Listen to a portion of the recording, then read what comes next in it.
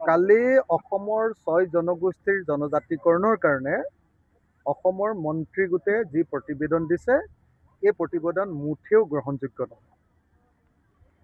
অসমৰ সকলো মানুহে বিচাৰি আছে যে অসমৰ 6 জনগোষ্ঠী মৰাণ, মটক, আহোম, চুতীয়া, কোচ ৰাজবংশী আৰু চাহ জনগোষ্ঠী আদিবাসীসকলৰ জনজাতিকৰণ হওক আৰু অসমৰ ৰাজনৈতিক অধিকাৰ অসমৰ খিলঞ্জীয়া মানুহৰ হাতলৈ আহি যাওক। অসমলৈ অহা বহিৰাগতৰ প্ৰব্ৰজন আৰু বিদেশীৰ প্ৰব্ৰজন তাক যদি ৰাজনৈতিকভাৱে মোকাবিলা কৰিব লাগে তেতিয়াহ'লে অসমৰ খিলঞ্জীয়া মানুহবিলাকক জনজাতিকৰণৰ জৰিয়তে যিসকলৰ জনজাতিকৰণৰ বৈশিষ্ট্য আছে তেওঁলোকক জনজাতিকৰণৰ জৰিয়তে আচলতে অসমৰ ৰাজনৈতিক, অৰ্থনৈতিক আৰু সামাজিক অধিকাৰ সুৰক্ষিত কৰিব পাৰি, সাংবিধানিকভাৱে সুৰক্ষিত কৰিব পাৰি। আৰু সেইকাৰণে অসমৰ সকলো শ্ৰেণীৰ মানুহে 6 জনগোষ্ঠীৰ জনজাতিকৰণ দাবী উত্থাপন কৰি আহিছে। কিন্তু কালি যিখন মন্ত্ৰী গোটৰ প্ৰতিবেদন দিলে এইখন একেবাৰে ভেকু ভাওনা, এইখন একেবাৰে ভুৱা প্ৰতিবেদন। কাৰণ 2019 চনত যেতিয়া 6 জনগোষ্ঠীৰ জনজাতিকৰণৰ কাৰণে ভাৰতবৰ্ষৰ ৰাজ্যসভা দিল্লীত যেতিয়া বিধেয়ক বা বিল উত্থাপন হৈছিলে তেতিয়া 6 জনগোষ্ঠীক দিয়া হৈছিলে ভাৰতৰ সংবিধান স্বীকৃত ST প্লেইনছ বা ভৈয়াম জনজাতিৰ স্বীকৃতি। কিন্তু ভাৰতবৰ্ষত আপোনালোকে সকলোৱে জানে ভাৰতবৰ্ষৰ সংবিধানত অকল 2টা জনজাতিয়ে আছে, এটা হ'ল পাহাৰীয়া জনজাতি আৰু এটা হ'ল ভৈয়ামৰ জনজাতি। পাহাৰীয়া জনজাতিবিলাকক ST হিলছ বুলি কয় আৰু ভৈয়ামৰ জনজাতিবিলাকক ST প্লেইনছ বুলি কয়। ভাৰতৰ সংবিধানৰ 342 নম্বৰ অনুচ্ছেদত এই 2টা জনজাতিৰ বাহিৰে আৰু পৃথিৱীৰ অন্য কোনো জনজাতিৰ নাম উল্লেখ নাই। কিন্তু দুৰ্ভাগ্যজনক কথা, আমাৰ অসম চৰকাৰৰ মন্ত্ৰী গোটে আমাৰ 6 জনগোষ্ঠীক ট্ৰাইবেল হিলছ বুলিতো ক'বই নোৱাৰে, ST হিলছ বুলিতো ক'বই নোৱাৰে, পাহাৰীয়া জনজাতি নহয়, ট্ৰাইবেল প্লেইনছ বুলি জনজাতিৰ অন্তৰ্ভুক্ত নকৰি ভুৱাকৈ মানুহক ঠগিবৰ কাৰণে এটা সাংবিধানিক স্বীকৃতি নথকা এটা নতুন নাম তেওঁলোকে দিলে STV। আৰু মই যেতিয়া প্ৰতিবেদনখন পঢ়ি চাই দেখিলোঁ যে এই STV বোলা বস্তুটো ভাৰতবৰ্ষৰ কেন্দ্ৰীয় চৰকাৰৰ যি চেণ্ট্ৰেল ST তালিকা সেই তালিকাত অন্তৰ্ভুক্ত নহ'ব বুলি কৈছে। চেণ্ট্ৰেল কেন্দ্ৰীয় চৰকাৰৰ যি STৰ তালিকা সেই তালিকাৰ যি কোটা থাকে, ধৰক কেন্দ্ৰীয় চৰকাৰৰ চাকৰিৰ কাৰণে কোটা, কেন্দ্ৰীয় চৰকাৰৰ শিক্ষানুষ্ঠানত নামভৰ্তি কৰিবৰ কাৰণে চিট সংৰক্ষণৰ কোটা, এই কোটাবিলাক আমাৰ কাৰণে প্ৰযোজ্য নহ'ব সেই কথাটো তাত স্পষ্টকৈ কোৱা হৈছে। অৰ্থাৎ কৈছে যে STVটো আমি ক'ত ভৰাম আমি নিজে নাজানো, এনেকৈ বুলি কৈ দিছে।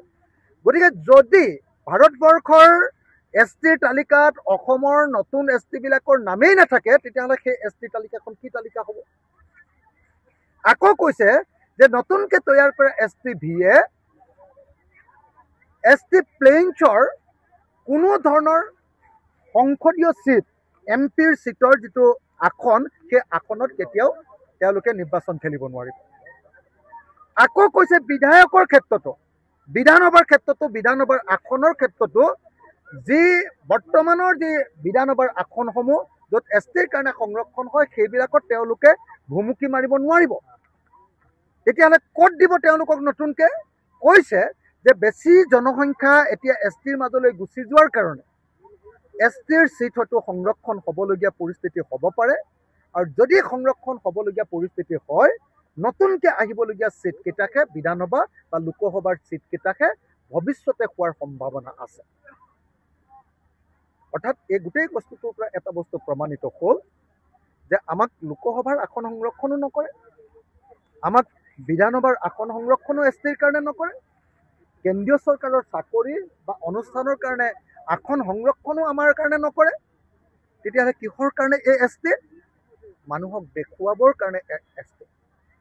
গতিকে মই ভাবোঁ যে কোনেও যিবিলাকে প্ৰতিবেদনখন পঢ়িছে কোনেও এই প্ৰতিবেদনখনক গ্ৰহণ কৰিব নোৱাৰে, 1 নম্বৰ কথা। 2 নম্বৰ, প্ৰতিবেদনখন পঢ়িলেই নহ'ব, প্ৰতিবেদনখন গ্ৰহণ কৰিলেও নহ'ব। এই প্ৰতিবেদনে কাকো ST নিদিয়ে।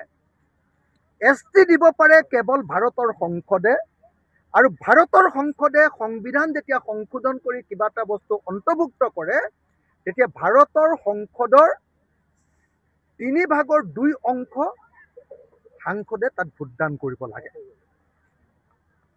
আপুনি সেইকাৰণে নিজে ভাবি চাওক যে এতিয়ালৈকে যি সময়ত প্ৰধানমন্ত্ৰী নৰেন্দ্ৰ মোদীয়ে 6 মাহৰ ভিতৰত 2016 চনৰ 6 মাহৰ ভিতৰত জনজাতিকৰণ কৰিম বুলি কৈছিলে, সেইটো নকৰিলে। এতিয়া আপুনি নিজে ভাবি চাওক যে নতুনকৈ এটা কেন্দ্ৰীয় তালিকাত অন্তৰ্ভুক্ত নোহোৱা কেৱল আৰু কেৱল অসমৰ কাৰণে থাকিবলগীয়া এটা STৰ নাম দি সেই তালিকাক ভাৰতৰ সংসদৰ 3/2 অংশ সাংসদে ভোটদান কৰি সংবিধান সংশোধন কৰি অসমৰ মন্ত্ৰী গোটৰ এই প্ৰতিবেদনৰ আধাৰত সংবিধান সংশোধন কৰি আমাক যে ST দিব, এইটো কেতিয়াও কল্পনা কৰিব নোৱাৰোঁ। সেইকাৰণে আমাৰ দাবী স্পষ্ট যে 2019 চনত যিখন বিল আহিছিলে, যিখন বিল সেই সময়ৰ ট্ৰাইবেল মিনিষ্ট্ৰীয়ে অনুমোদন কৰি দিছিলে, যিখন বিল অসম বিধানসভাই অনুমোদন কৰি দিছিলে, সেই বিলখনত এতিয়া কিয় জটিলতা আনি সেই বিলখন কিয় বন্ধ কৰি ৰখা হৈছে? এতিয়াও ৰাজ্যসভাত সেই বিলখন পৰি আছে আৰু এতিয়াও জীৱিত হৈ পৰি আছে।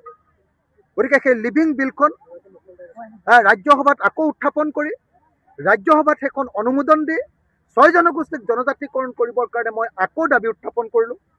এতিয়া মোক মানুহে সুধিছে যে কোকৰাঝাৰত যে কাজিয়া লাগিছে, কোকৰাঝাৰত যে আপোনাৰ কোকৰাঝাৰৰ BTCৰ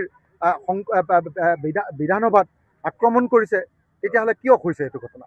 মই স্পষ্টকৈ আপোনালোকক ক'ব খোজোঁ যে এইটো হিমন্ত বিশ্ব শৰ্মাৰ ৰাজনীতিৰ কাৰণে কৈছে।